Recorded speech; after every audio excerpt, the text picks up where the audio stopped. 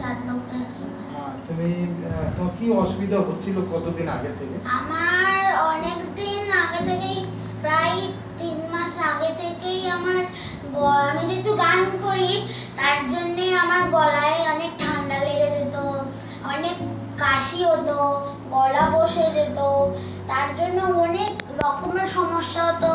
অনেক আমি গান গাইতে পারতাম না ঠিক করে, একটা গান গাইলেই গলা বসে যেত। এটা কতদিন ধরে হচ্ছিল? এটা এখানে আসার 1 মান্থ আগে, 1 মাস আগে থেকেই শুরু হয়েছিল। তার আগে একদম পুরোপুরি সব ঠিকঠাক ছিল না? 1 মাসের আগেও বারবার হতো? বারবার তো হতোই। ওই 1 মাস ধরে কন্টিনিউয়াস গলা বসে থাকতো, গান করতে পারছিলে না? আচ্ছা, তো তুমি কার কাছে এলে? আমি এসেছিলাম হচ্ছে ডক্টর বিমল কুমার মন্ডল স্যারের কাছে। কোথায় সেটা, জায়গাটা? এটা হচ্ছে মেডিকেল কলেজ গেট নাম্বার 3 এর উল্টোর দিকে। এখানে এসেছি। সেন্টারটার নাম কি?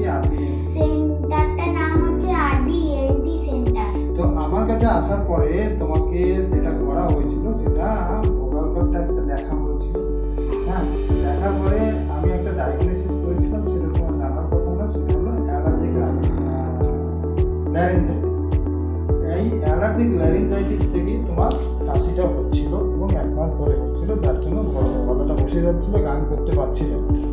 তাছাড়া আমরা এটা প্রুভ করার জন্য তোমার যে অ্যালার্জিক রাইনাইটিস আছে, আমরা অ্যালার্জিক প্রোফাইল টেস্ট করেছিলাম। বেশ একটা কস্টলি পরীক্ষা, অনেকগুলো পরীক্ষা করতে হয়, 10 দিন রিপোর্টটা আসতে লাগে। সেটা আমরা করলাম, করে কনফার্ম করলাম যে তোমার অ্যালার্জিক রাইনাইটিস, সেইটা থেকে তোমার কমপ্লিকেশন হিসেবে অ্যালার্জিক ফ্যারেঞ্জাইটিস, অ্যালার্জিক ল্যারিঞ্জাইটিস হয়। এবং আমরা এফোল করে সেটা বুঝলাম যে হ্যাঁ, ওটা অ্যালার্জিক ল্যারিঞ্জাইটিস হচ্ছে। তারপরে আমরা কনফার্ম হলাম, এখন তোমার একটা ইমিউনোথেরাপি চলছে। ইমিউনোথেরাপি পরে তুমি এখন কেমন আছো? এখন আমি আগের থেকে অনেকই বেটার আছি। আমার এখন আর বারবার গলা বসে না, এখন আর গলাটা বসেই না, ঠান্ডাও লাগে না, এখন অনেক ভালো আছি। গান করতে তোমার কোনো অসুবিধা হচ্ছে না? এখন গানও খুব সুন্দর হচ্ছে।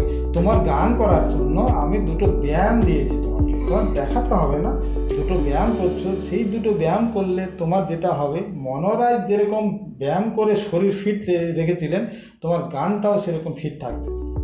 ফিট থাকবে মানে তুমি বহুদিন পর্যন্ত সুন্দর গান করতে পারবে, কারণ মাসেলের জোর না থাকলে সেরকম ধরনের তুমি উচ্চ স্কেলে যেতে পারবে না, সেটাও কিন্তু করতে পারবে। তোমার অন্য কিছু আমি তোমাকে শিক্ষা দিতে পারবো না, কারণ গান সম্বন্ধে আমার কোনো আইডিয়া নেই।